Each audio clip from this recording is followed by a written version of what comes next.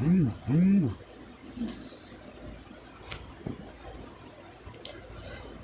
Student, आज जो है हम लोग सॉइल एंड फाउंडेशन इंजीनियरिंग पढ़ने वाले हैं, जो कि इसका एसएससी जेई में 9 से 10 मार्क्स का वेटेज होता है। बहुत ही भारी वेटेज वाला ये सब्जेक्ट है और मैं उतना इसको आसान भी नहीं कहूँगा और उतना हार्ड भी नहीं कहूँगा। बस आप अगर ध्यान से सुनेंगे और समझेंगे तो बहुत ईजी है। तो चलिए आज हम इसको स्टार्ट किया जाए, शुभारंभ किया जाए। ये पहला लेक्चर है हमारा। तो पहला लेक्चर में तो आपको पता ही है, जो इंट्रोडक्शन दिया जाता है किसी भी सब्जेक्ट का, तो आज इंट्रोडक्शन ही है, समझिए। तो इसका जो देखिए, ये जो प्रोस्पेक्टस है इसका, ये एसएससी जेई, स्टेट जेई और आरआरबी जेई, ये तीनों के प्रोस्पेक्टस से पढ़ाया जाएगा और बहुत ही इंटरेस्टिंग वे में हम लोग पढ़ाएंगे आपको, बहुत ही मज़ा आएगा। तो इसीलिए जो है इसको सिर्फ आपको ध्यान से सुनना है, बाकी एक्सप्लेनेशन आपको हम ऐसे समझाएंगे कि आपको घर पे पढ़ने के या याद करने की ज़रूरत नहीं पड़ेगी। बस आपको सिर्फ ध्यान से सुनना है एक्सप्लेनेशन को, और इसको हम आम भाषा में भी एक्सप्लेनेशन किया हूँ और जो इसका बुक्स का जो डेफिनेशन है वो भी इसमें डाला गया है। तो सबसे पहले इंट्रोडक्शन पार्ट देखते हैं, इंट्रोडक्शन में क्या है। तो ये लेक्चर नंबर 1 है सॉइल एंड फाउंडेशन इंजीनियरिंग का, और इंट्रोडक्शन देखते हैं। देखिए इंट्रोडक्शन में क्या कहा गया। सबसे पहले soil mechanics is the name given to the scientific approach to the understand the soil action. मतलब इसका जो है साइंटिफिक अप्रोच दिया गया है जो सॉइल एक्शन है, सॉइल एक्शन को समझने के लिए, इसलिए इसका नाम जो है सॉइल मैकेनिक्स दिया गया। सॉइल मैकेनिक्स इसका नाम क्यों दिया गया? इसका जो साइंटिफिक अप्रोच है उसको समझने के लिए, सॉइल एक्शन को समझने के लिए साइंटिफिक अप्रोच के तहत जो है इसका नाम सॉइल मैकेनिक्स दिया गया है। ठीक है। सॉइल मैकेनिक्स जो है इसका जन्म 1925 में हुआ था। 1925 में इसका जन्म कैसे हुआ था? इसका जन्म इसीलिए हुआ था कि डॉक्टर कार्ल तेरजागी ने अपने बुक को पब्लिश किया था 1925 में, जिसका नाम था इडा बायोमेकेनिक, जो कि ये जर्मन लैंग्वेज है। इडा बायोमेकेनिक ये जो जर्मन लैंग्वेज है, इसको इंग्लिश में ट्रांसलेट किया गया तो इसका नाम सॉइल मैकेनिक्स हो गया। और ये जो है 1925 में इसको इडा बायोमेकेनिक को पब्लिश किया गया था। किसके द्वारा? डॉक्टर कार्ल तेरजागी के द्वारा जो है इस बुक को पब्लिश किया गया था। कब किया गया था? 1925 में। तो कमेंट बॉक्स में 1925 जो है 2-3 बार आप लिख देंगे, आपको याद हो जाएगा।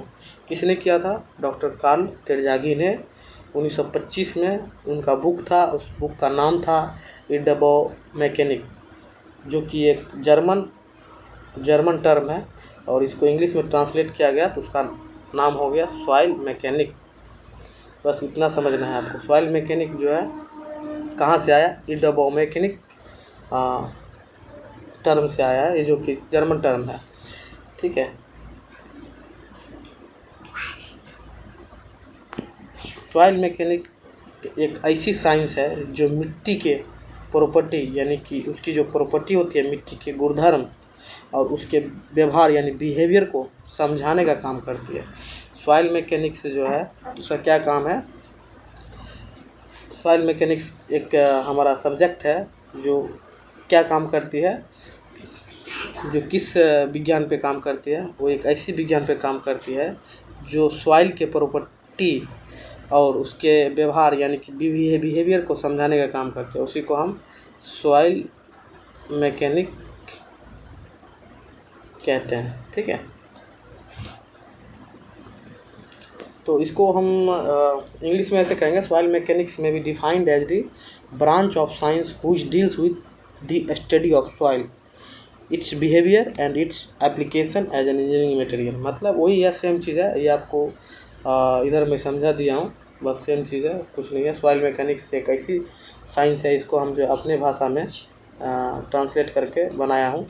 तो सॉइल मैकेनिक्स एक ऐसी विज्ञान है जो मिट्टी के प्रॉपर्टी और बिहेवियर को समझाने का काम करती है।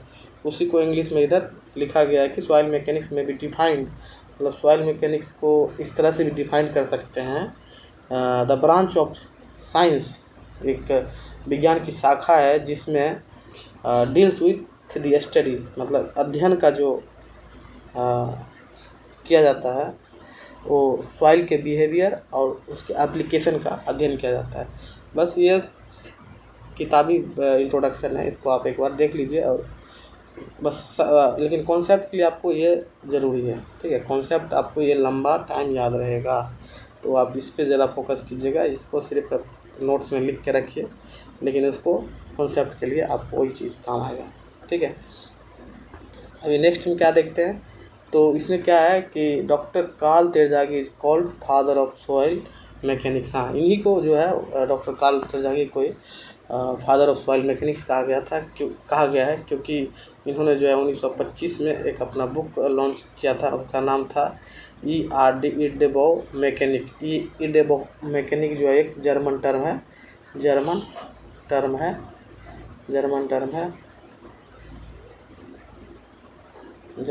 है और इसको जो इंग्लिश में ट्रांसलेट किया गया था तो उसका नाम हो गया सॉइल मैकेनिक्स।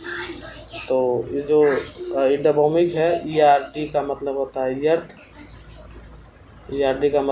अर्थ, और भौमिक का मतलब होता है कंस्ट्रक्शन, और मैकेनिक का मतलब होता है मैकेनिक। बस यही चीज़ है और कुछ नहीं। इनको जो है फादर का टैग दिया गया, यानी जनक का टैग दिया गया है सॉइल मैकेनिक्स का, ठीक है। और इनके हिसाब से जो सॉइल मैकेनिक्स का डेफिनेशन है वो यह है कि soil mechanics is the application of the laws of mechanics and hydraulics to engineering problem. मतलब ये जो है इनके हिसाब से है कि mechanics and hydraulics to engineering problems dealing with the sedimentation and other unconsolidated accumulation of soil particle produced by the mechanical and chemical disintegration of rock, regardless of whether or not they contain an admixture of organic constituents। मतलब ये इतना चीज़ आपको इनके हिसाब से definition है, ठीक है।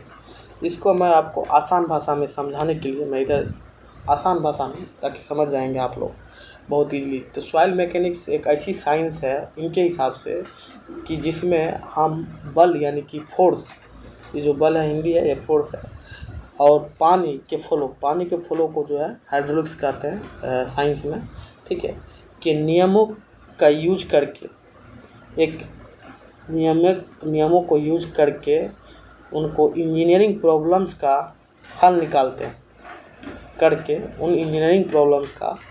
निकालते हैं जो मिट्टी के पार्टिकल्स जैसे कि रेत, सिल्ट, कले हो गया से जुड़ी होती है। ये मिट्टी उन पत्थरों से बनती है जो टूटकर छोटे टुकड़ों में बदल जाते हैं, चाहे वो टूटना मैकेनिकल हो या केमिकल हो, और चाहे उस मिट्टी में जीवाश्म या ऑर्गेनिक मैटर हो या ना हो, सॉइल मैकेनिक्स उसका स्टडी कराती है, ठीक है। ये बहुत ही जो है आपको मतलब अपने लैंग्वेज में समझाने का मैं कोशिश किया हूँ। बहुत इजी है, आपको ये सिर्फ समझना है कि सॉइल मैकेनिक्स मतलब इनके हिसाब से क्या है कि एक साइंस है जिसमें हम बल और पानी के फ्लो के नियम का यूज करके उन इंजीनियरिंग प्रॉब्लम का हल निकालते हैं जो मिट्टी के पार्टिकल जैसे सिल्ट, कले वगैरह जो भी है से जुड़ी होती है। ये मतलब आप इतना ध्यान रखिए, ये 4 चीज़ों से जुड़ी होती है। ये मिट्टी उन पत्थरों से बनती है, ये मिट्टी किससे बनती है? उन पत्थरों से बनती है जो टूटकर छोटे टुकड़ों में बदल जाते हैं।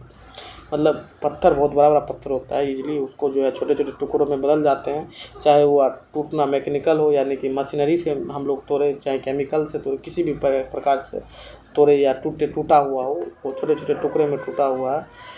और चाहे उसमें जो है मिट्टी में जीवाश्म हो या ऑर्गेनिक मैटर हो या ना हो, इससे कोई फर्क नहीं पड़ता। इसको मतलब जो है स्टडी करना है तो उसी को हम जो है सॉइल मैकेनिक्स करते हैं। तो आज के लिए बस इतना ही। फिर हम लोग जो है अभी ये जो इंट्रोडक्शन है बहुत बड़ा चैप्टर है, इसको हम 3 चैप्टर में ख़त्म करेंगे। बहुत मज़ा आएगा। 3 लेक्चर में हम इसको ख़त्म करेंगे। 3 चैप्टर में 3 लेक्चर में ख़त्म करेंगे। बहुत मज़ा आएगा। आप सिर्फ जो है बने रहिएगा, मज़ा आएगा। और बहुत ईजीली हम समझा देंगे इसको आपको, और पढ़ने की कोई ज़रूरत नहीं है रूम पे। सिर्फ आप नोट्स ये जो जैसे ये नोट्स है, इस तरह के नोट्स जो आप बनाते जाइए। घर भी हमने नोट्स बनाया है सॉइल मैकेनिक्स। ये ऐसा इस तरह से आप अगर नोट्स बनाएंगे ना तो आपको एक लंबे टाइम तक याद रहेगा। तो आप इस तरह के नोट्स बनाएं अपने घर पे, ठीक है। बस नोट्स बनाएं और थोड़ा बहुत देख ले, बस और कुछ नहीं करना। आपको याद करने की ज़रूरत नहीं, मैं आपको इस क्लास में याद कराऊँगा। बस इतना याद रखें। चलिए, बहुत बहुत धन्यवाद।